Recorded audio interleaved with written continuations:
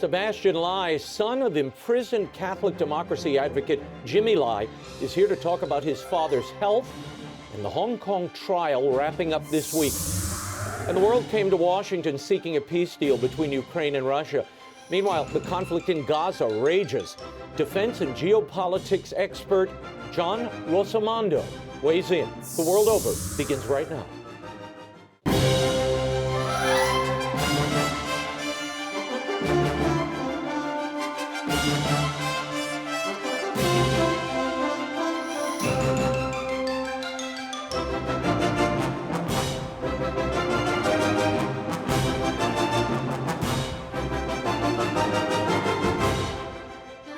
Now, Raymond Arroyo. A warm welcome to all of you joining us in the United States and the world over. An important show for you this week.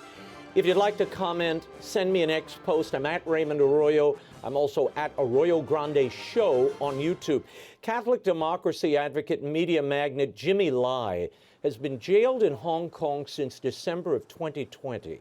The Chinese government claims he violated China's national security law for, among other things, his role in pro-democracy demonstrations in 2019. And this week, the prosecution began closing arguments in Jimmy's trial as his health continues to decline. Joining me with an update on his father's fight is Jimmy's son, Sebastien Lai. Sebastien, thanks for being here.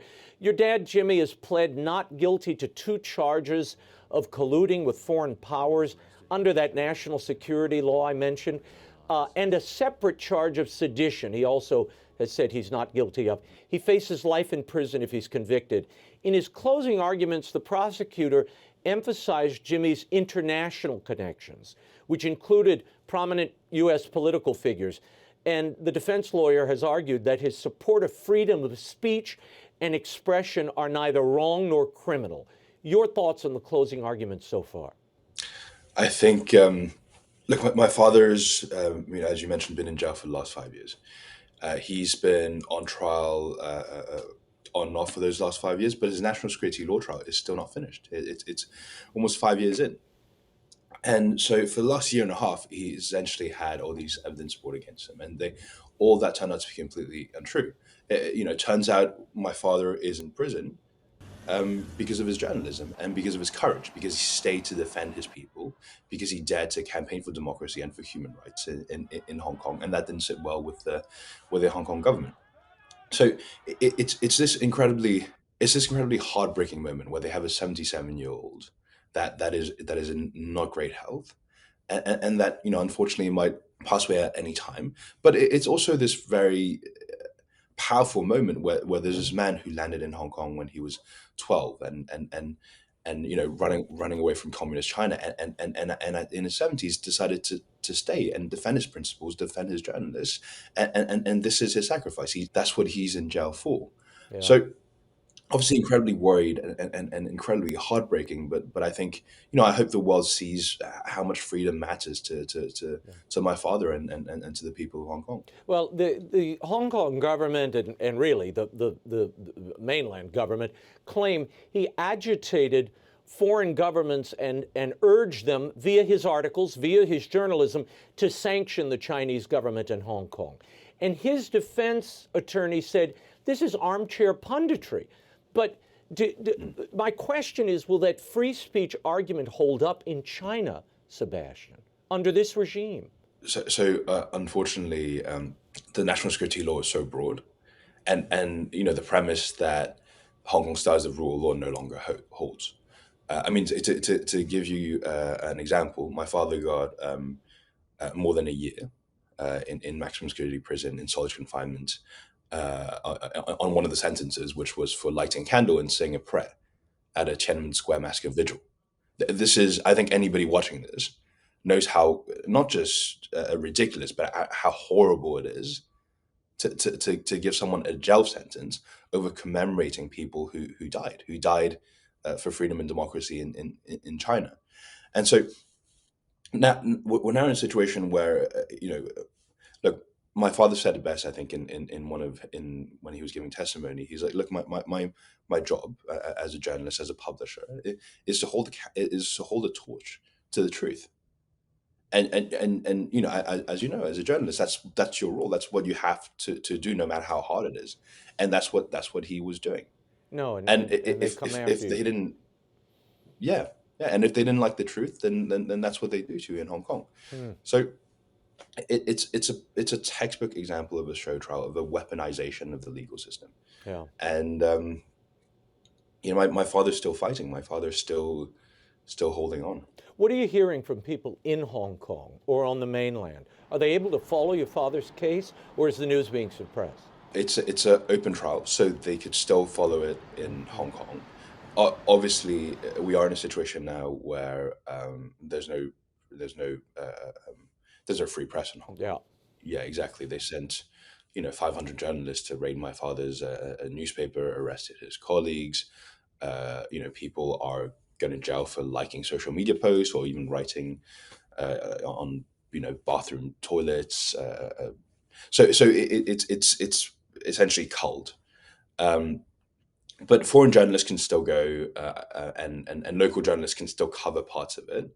So it's still there's at least that element of it. And from my understanding, my father is much skinnier and much weaker, but still still strong in spirit, and still strong in mind. Sebastian, during last year's presidential election, uh, President Trump said on a podcast that, quote, 100% I'll get him out.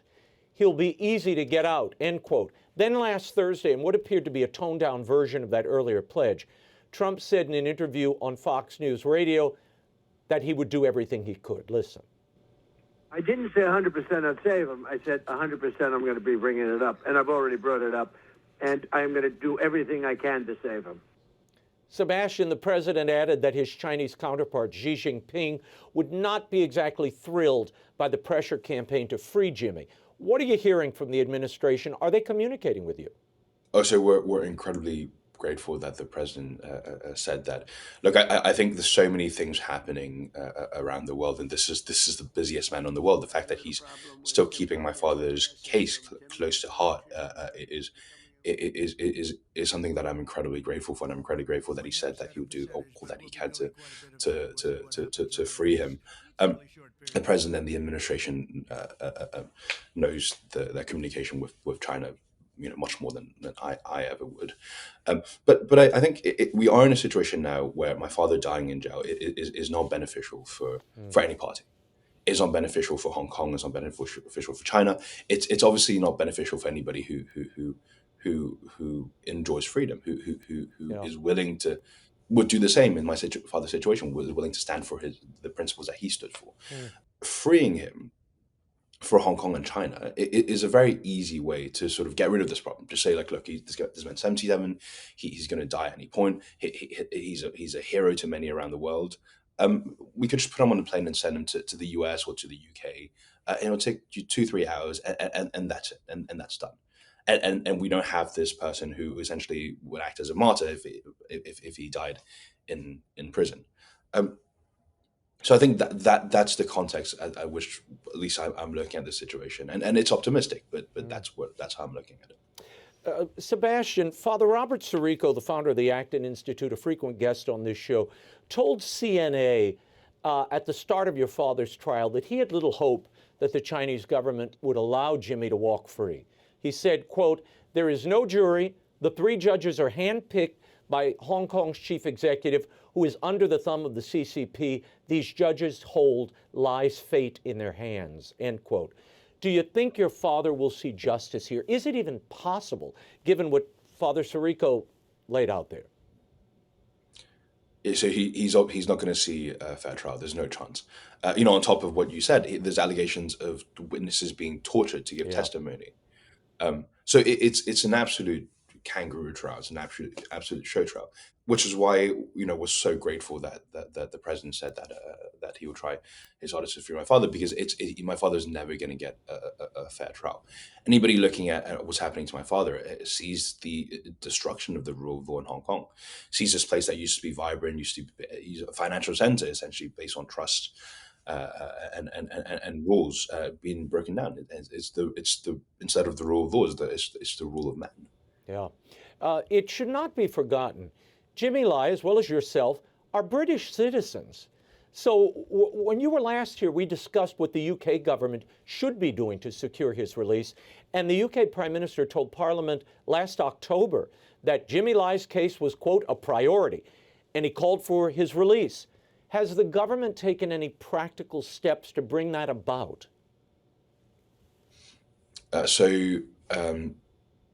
I don't know what happens. I don't know what the inner conversation is between our government and the UK government and the Chinese or Hong Kong government.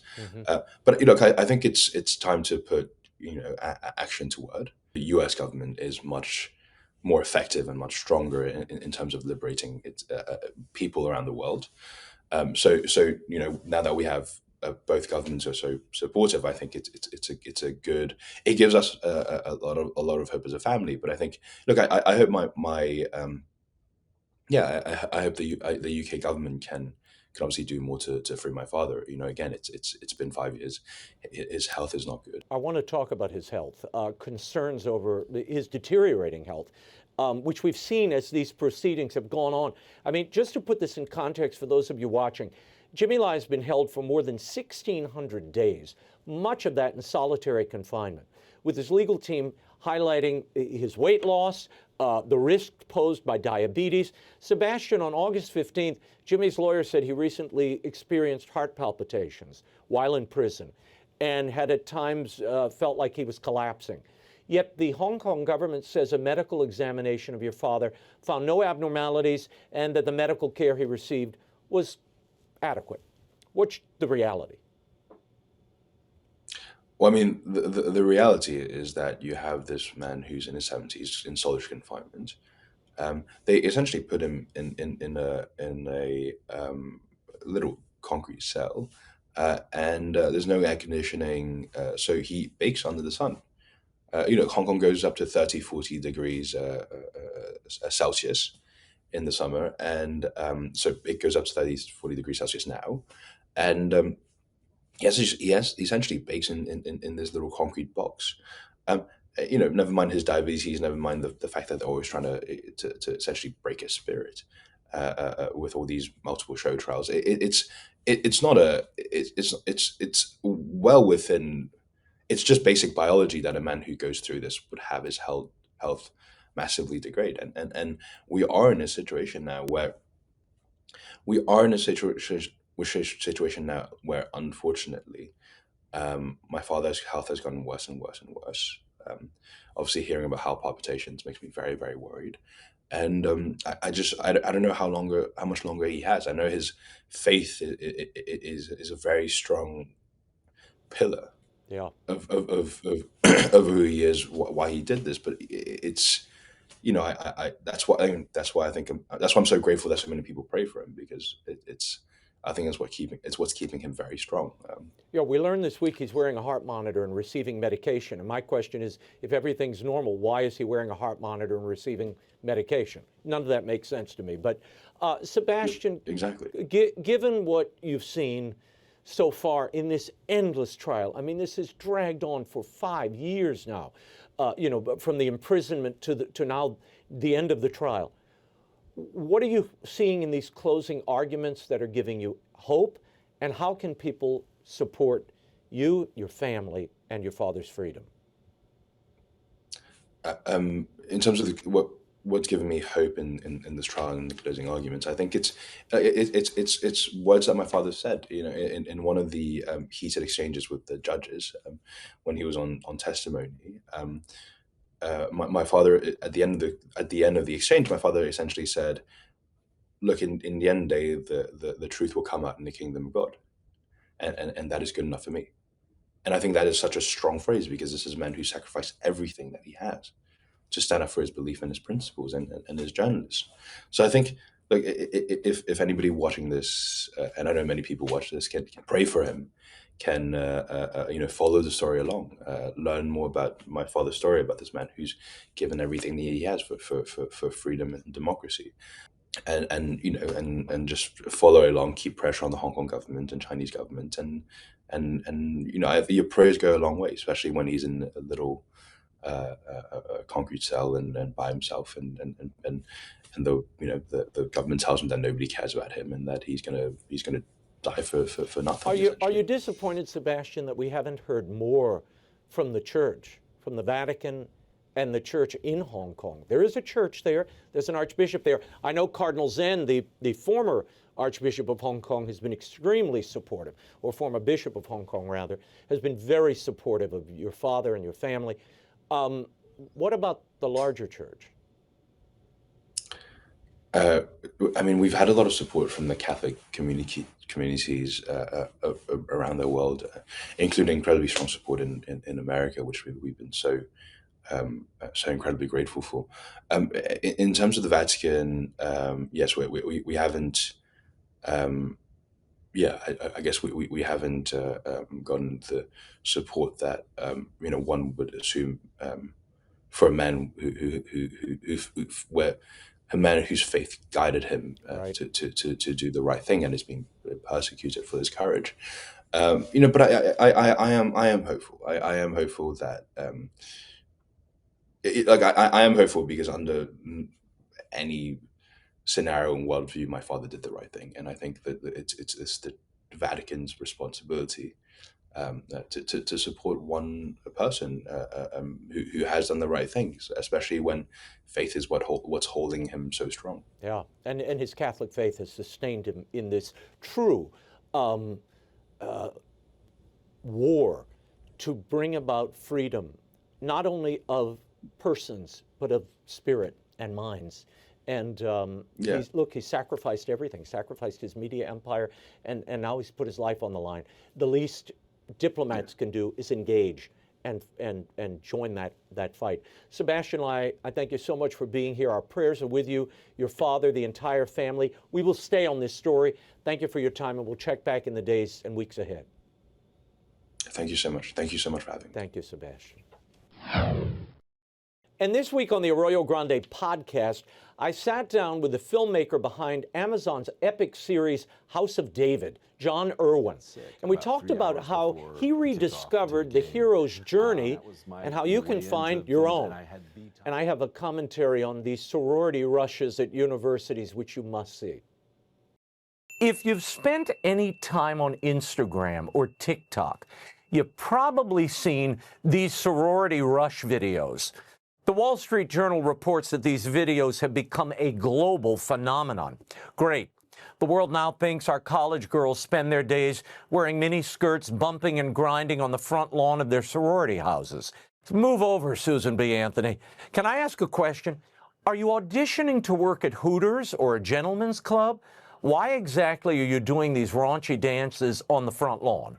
Rush Week used to be a time when girls visited various sororities for interviews. They had time to bond with others, people who might become lifelong friends. They had brunches and teas, wore nice gowns, and yeah, looks and polish were always a part of it. But they didn't spend their time mimicking Cardi B and recording it. Why have these women, focused on accomplishment, decided that twerking and push-up bras are the path to success? You don't need a diploma to do that kind of work. And why would a smart girl want to be a part of a group that prizes getting down more than growing up? Now look, I'm all for pretty girls dancing around on the lawn. Have at it. But I'm also a dad. And if that were my daughter, and if this is what she has to do to get into a Greek house, she can find a different pantheon.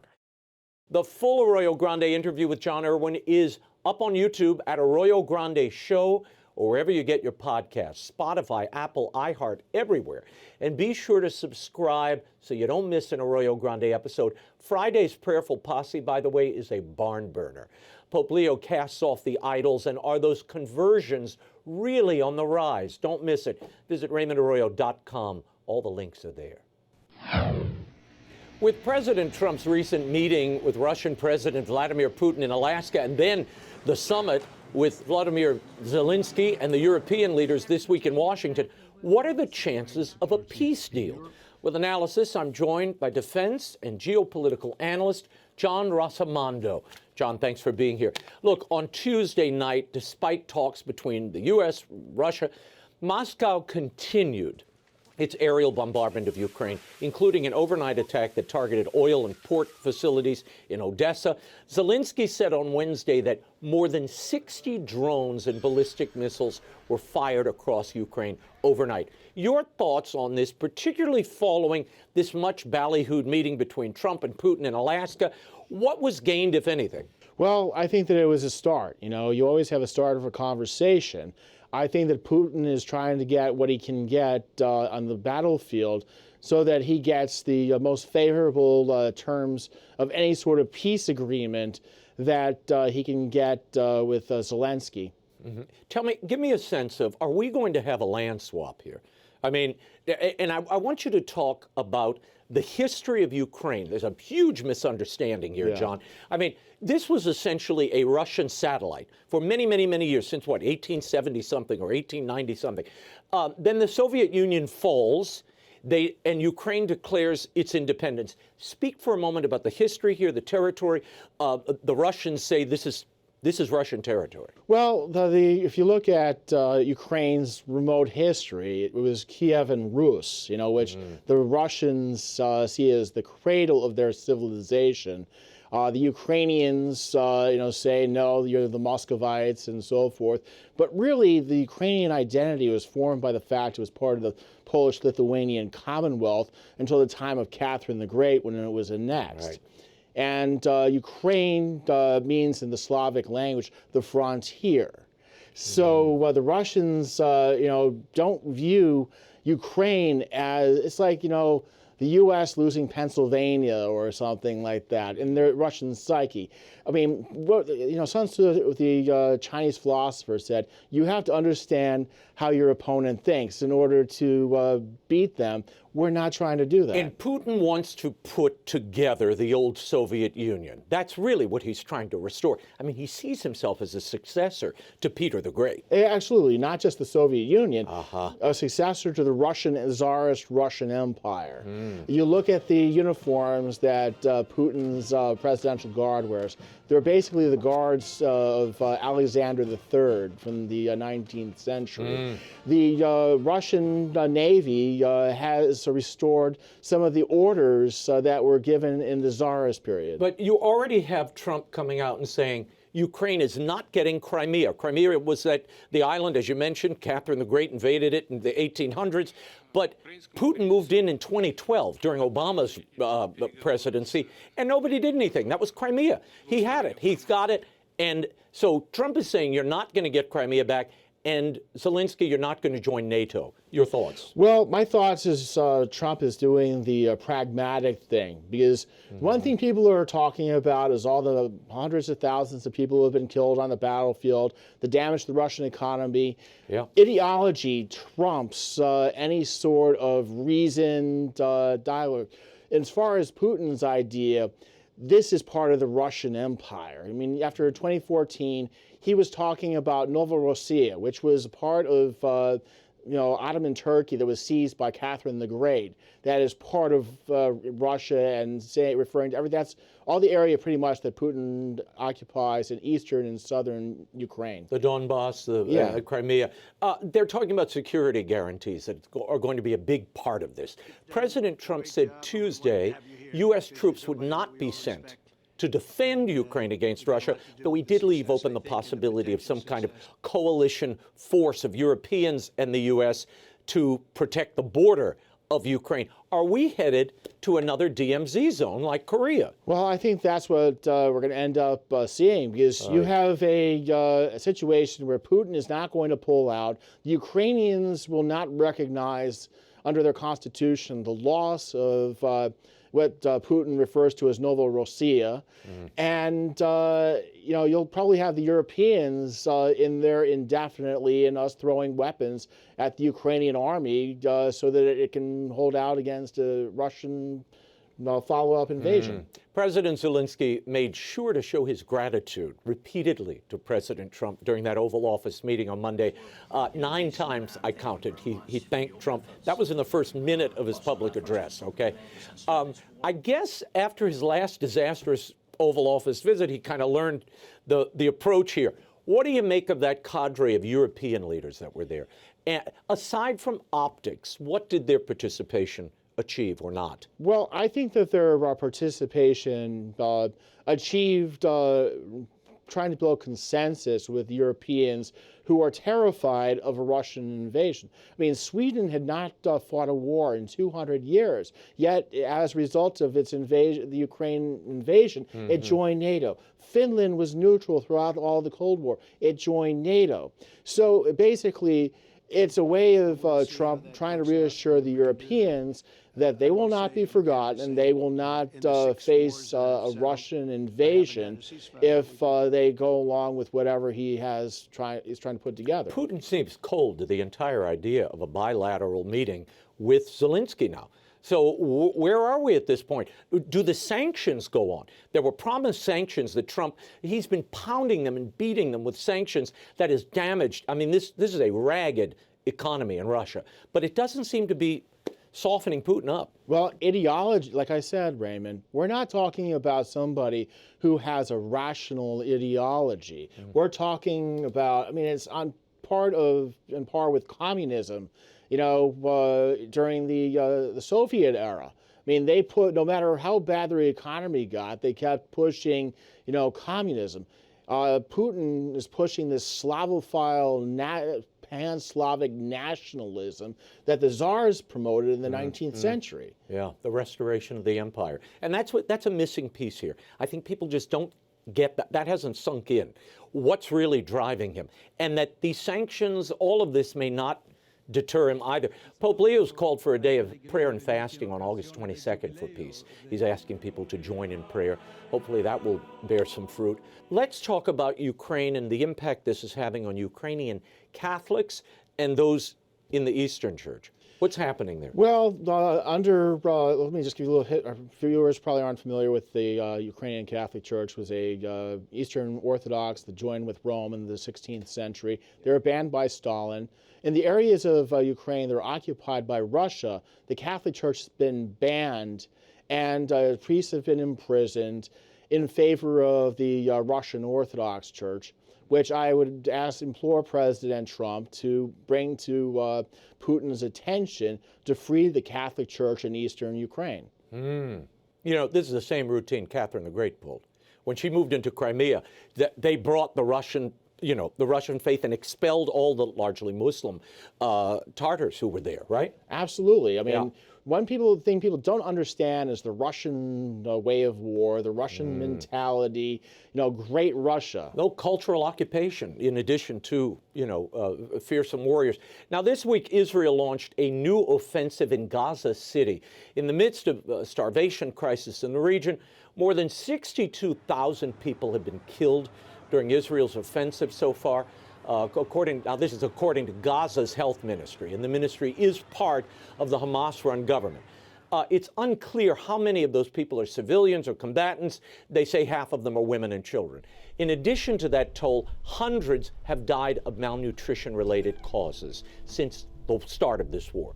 Israel's military said Wednesday that it will call up 60,000 reservists ahead of an expanded military operation in Gaza. John, peace seems remote by the day.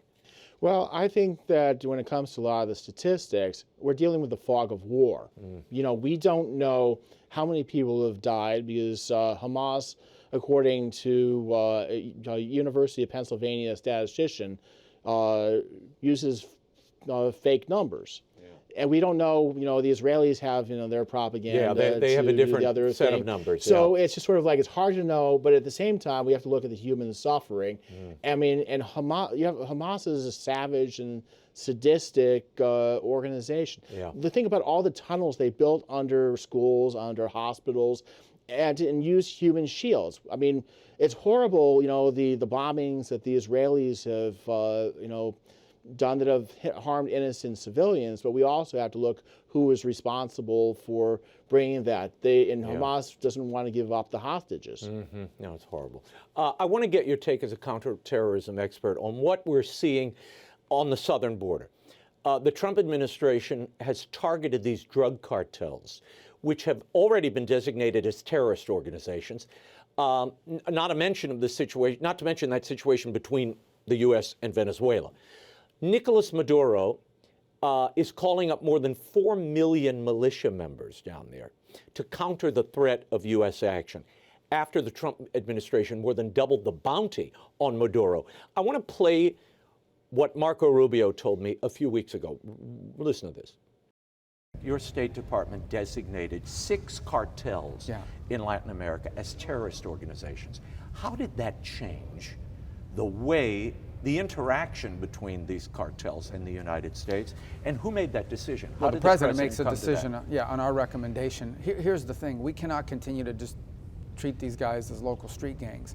They have weaponry that looks like what terrorists, in some cases armies have. They control territory in many cases.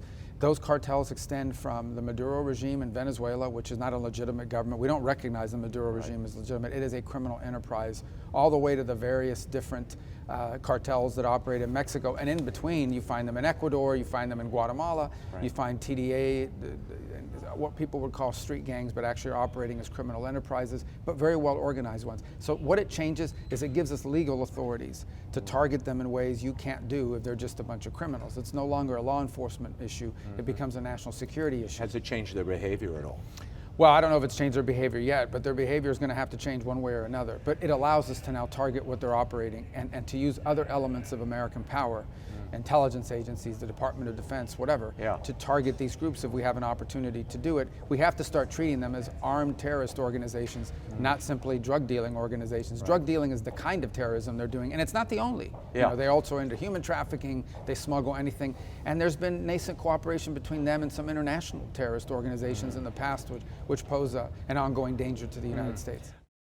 Your reaction? Well, my reaction is that, Maduro is a good part of the problem that we have with the migrant flows. And also, Maduro is allied with Russia and with China and with Iran.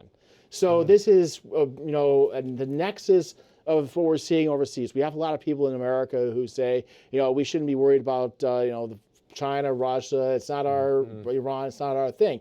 But they're manipulating them. They're involved in the drug trafficking. Iran takes drugs from Afghanistan, brings it through Venezuela, and we have to deal with this problem. And the one thing that people I've talked to in the intelligence community, current and former, worry that we carry out attacks against the cartels in Mexico. We're going to start seeing attacks inside the U.S. like Mexico faces now. Do you foresee special forces dropping in on these cartels in Mexico and in Venezuela? I'll just say if President Trump orders it, yes. But then we also have to be prepared for the blowback on American soil. Our police need to be paying attention. The CIA and our intelligence agencies need to keep local law enforcement informed about what is going on, because this can really get out of hand. Speaking of local law enforcement, I want to talk about what's happening here in D.C. FBI Director Kash Patel said on Wednesday on X, 550 people have been arrested in Washington, D.C. since Trump federalized the Metropolitan Police Department. Now, John, the problem is the federal presence is usually temporary. I mean, we saw that in L.A., we saw it in my native New Orleans. Once the guard goes, crime kind of returns to normal, and Trump is doing a ride-along with law enforcement tonight, by the way. Well, I think that, somebody has lived in the D.C. area for more than 20 years, who lived through the D.C. riots in 2020.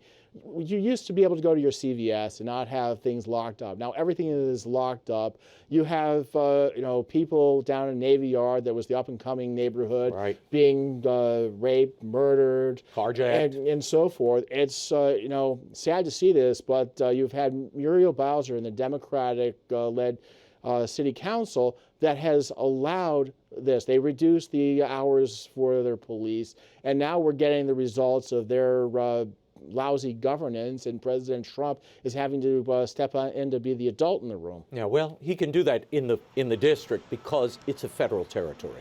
But I'm not sure about bringing the National Guard to other cities that have their own municipal government. Well, I think that that's certainly something that I don't know that I would consider, but I think that President Trump needs to be working with the local Democratic politicians to bring them to Washington and have a summit about solving the crime problem, because you have cities in this country where it's out of hand. Yeah, like national security, public safety should not be a partisan issue. It isn't a partisan issue, and it's sad that it becomes one. John, thank you so much. Thank you, Raymond.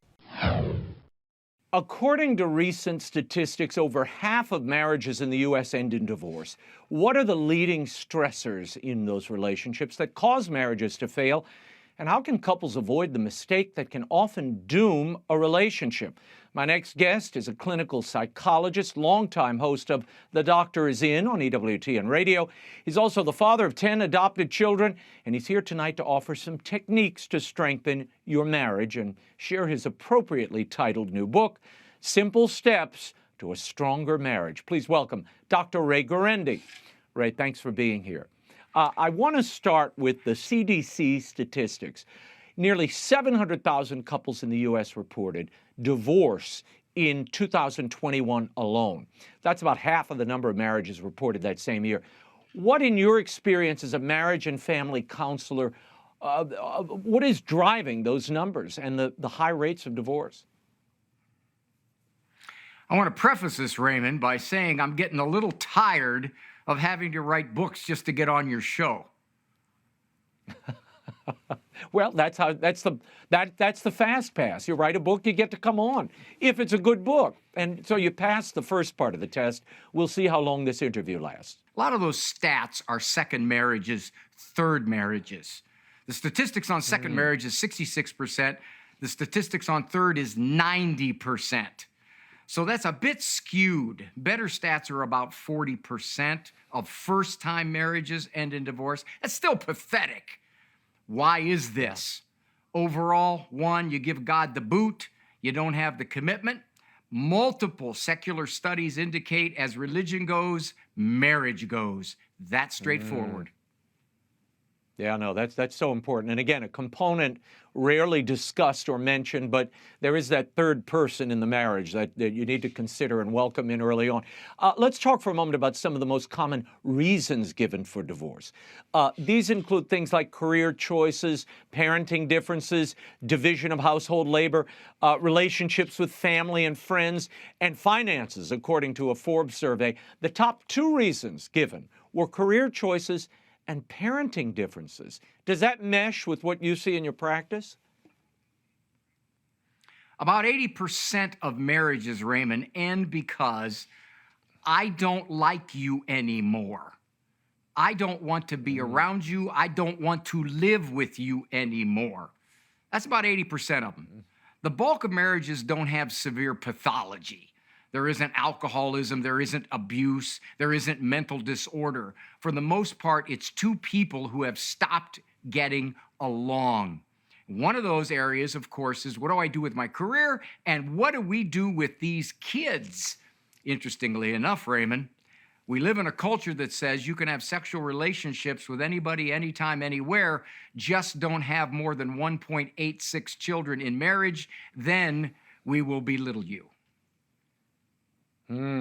Another interesting finding, and it brings us nicely to your book, 63% of divorced couples said having a better grasp of commitment prior to getting married could have helped them avoid divorce. Only 5% of couples said their marriages were irretrievably broken. Dr. Ray, tell us about Simple Steps to a Stronger Marriage. Why did you write it now? And are they right? What can you do to strengthen that bond, if you will, that understanding of commitment before you start the marriage? A parent will walk into my office totally frustrated by their 7-year-old. There's no affection, there's no connection, they don't like being a parent to this child. I will give them a couple quick suggestions to try before the next time we meet. 50% of the time, Raymond, they will come back and they will say, I can't believe this. I'm living with a different child. He's more affectionate. He's happier. We fight less. I said, all I did was give you a couple simple steps. It was a cascade effect, Raymond. That's what I call it, which is these tiny little things you can do to improve your marriage have a reverberating effect throughout the whole marriage. Here's the problem. Any psychologist will tell you the hardest part of doing therapy is not so much knowing how to guide somebody. The hard part is convincing them to do it.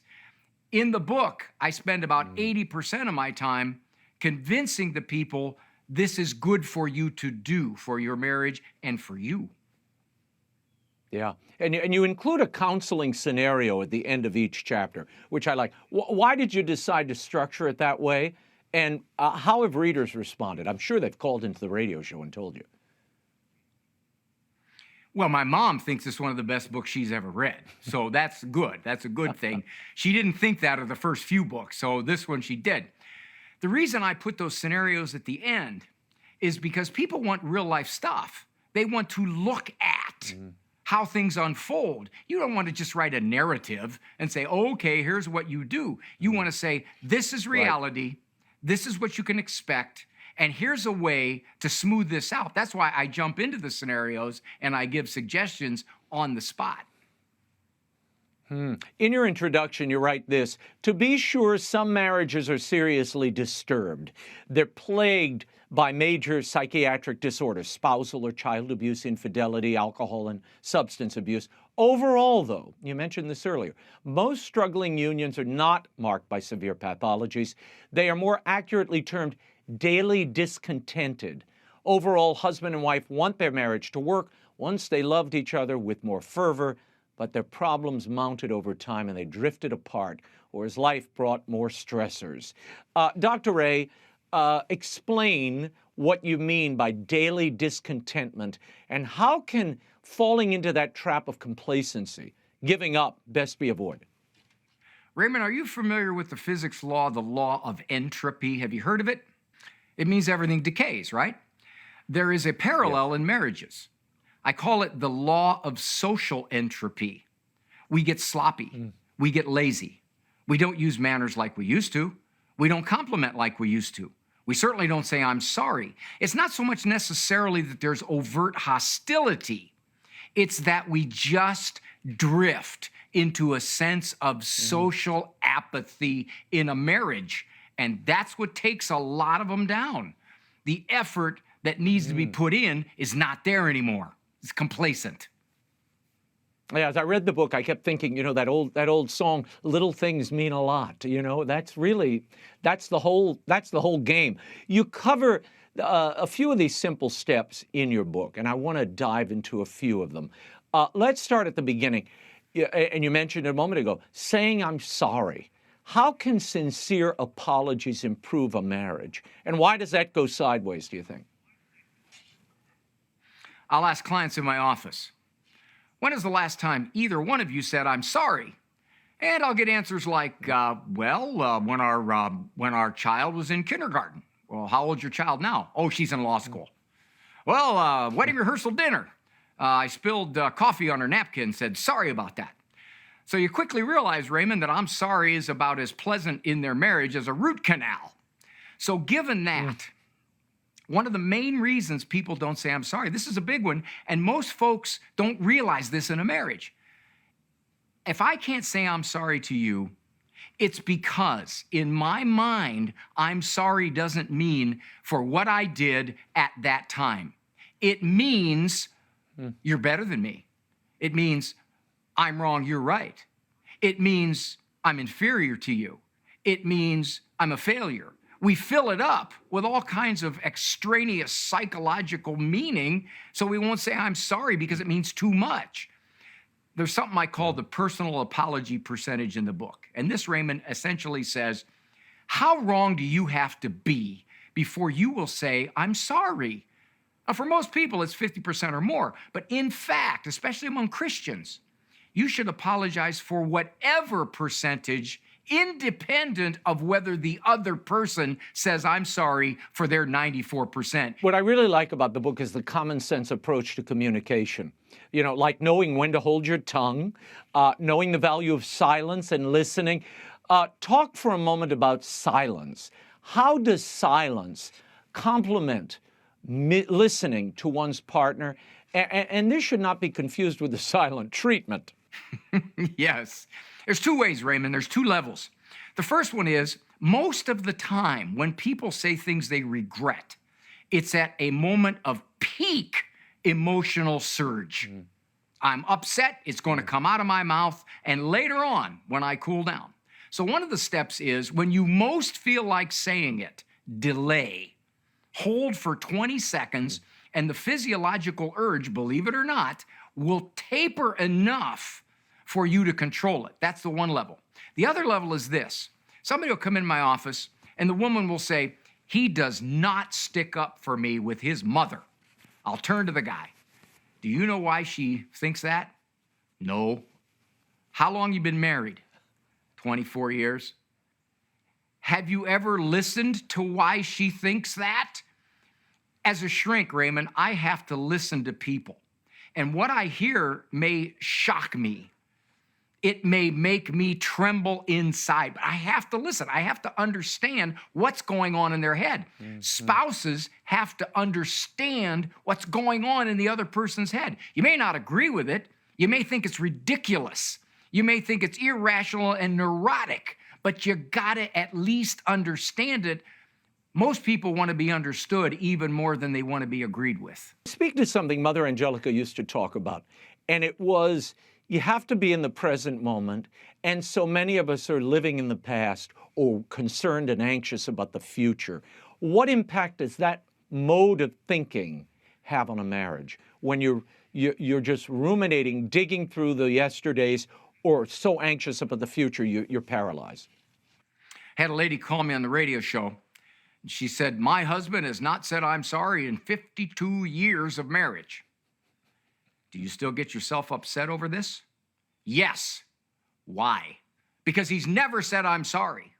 I said, well, you already know after 5 decades, he's not going to say I'm sorry. When will you accept that? When will you say that is what he is, that is who he is, therefore, I'm not going to look into the past and say, why doesn't he change? He can't make it any better. So typically in marriages, one of the big things, Raymond, is that we cling to former behaviors that hurt us. We don't let them go. We just grasp it and we make ourselves miserable. You write about something in the book called dumping the D word, divorce. Talk about the cavalier use of that word, particularly in a struggling marriage, and how it can be devastating. The D word is the big club. If you don't realize how unhappy I am, maybe I'll start saying things like, well, maybe we're just better off apart. I think we ought to relook at this marriage and see if we were made for each other. So what we do is, I'm going to threaten you with this because I want to shake you up. The problem with that, once you let that word enter your vocabulary, it becomes a possibility. Once you do that, you crack the door open to that option. Soon as couples come in my office, I will ask one very quick question. Is divorce an option? If they say no, I will say good.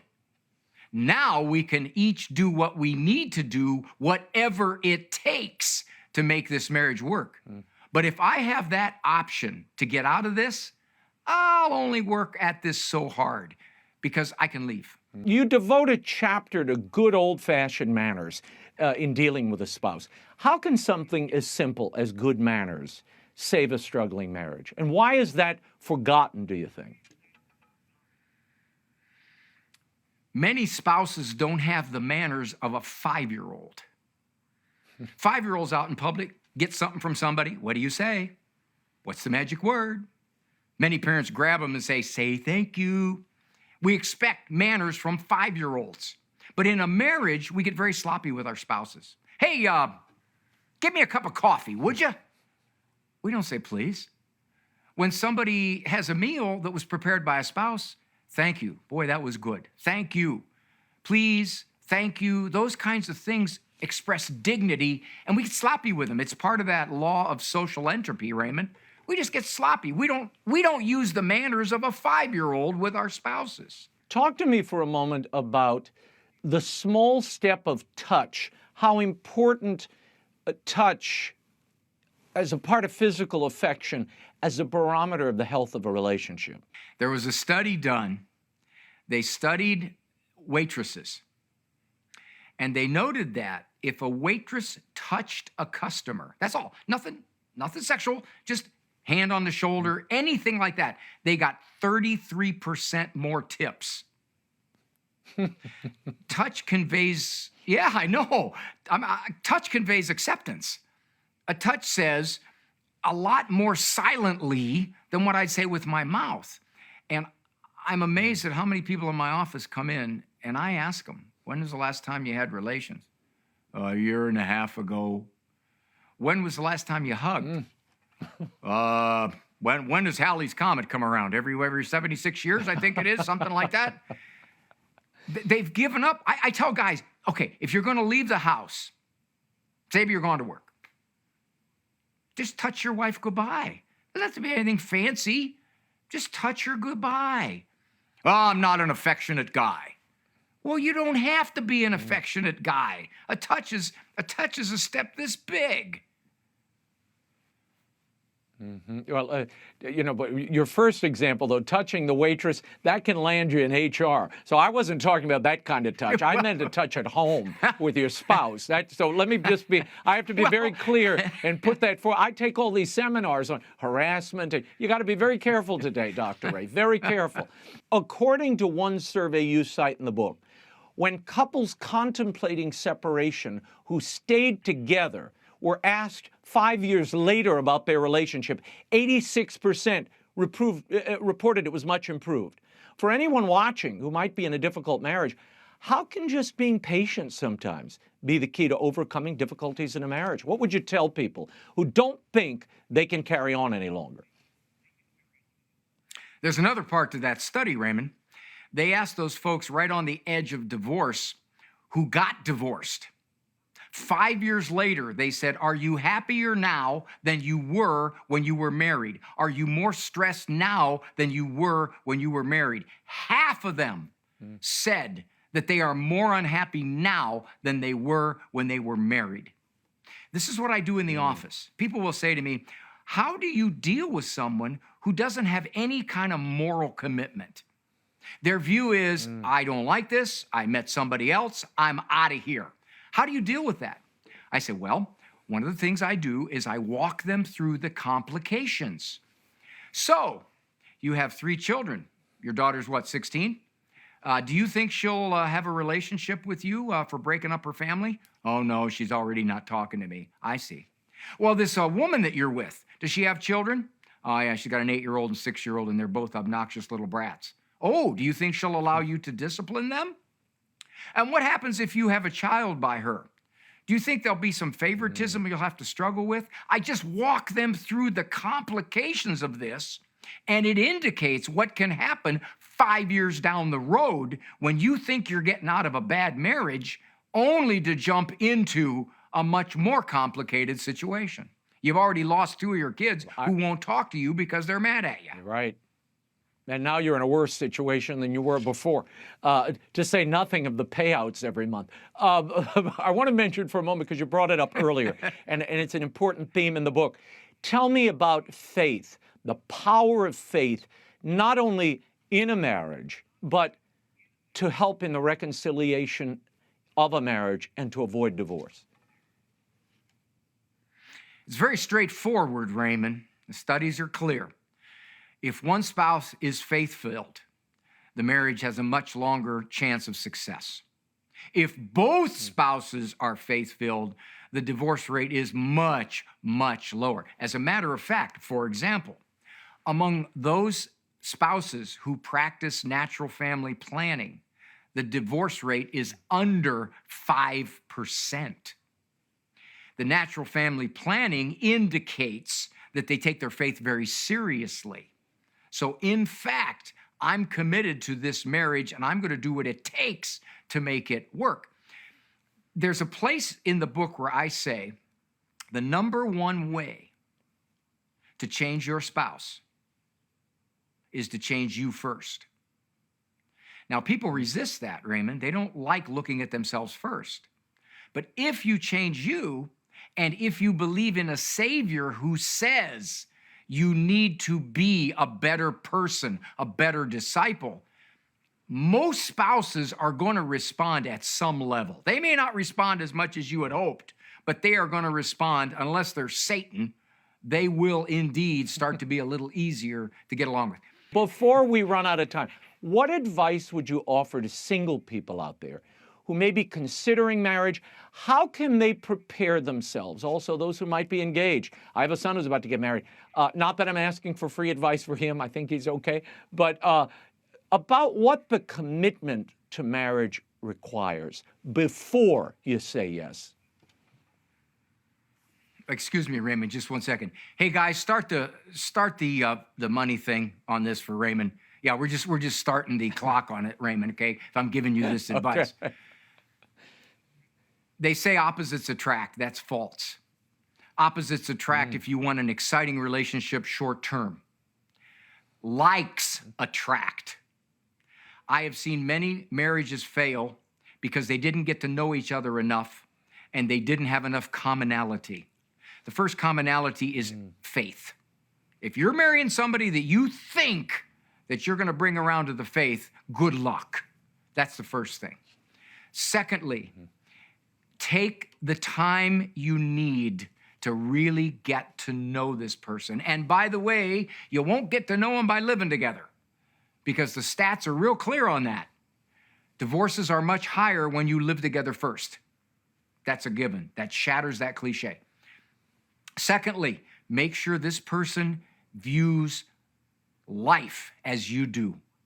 Children, finances, family, parenting, people around them, the sphere. But most important, Raymond, and this is the toughest part now with young people who are faith-filled, is to find a potential spouse who takes the faith like you do. That is getting much tougher. Well, your book, Simple Steps to a Stronger Marriage by Dr. Ray Guarendi, is available at bookstores everywhere online, including EWTN's catalog, EWTNRC.com. That is all the time we have for now. Be sure to catch us next week. Until then, we'll be scouting the world over for all that is seen and unseen. On behalf of the staff and crew of EWTN News, thank you for watching. I'm Raymond Arroyo. Bye now.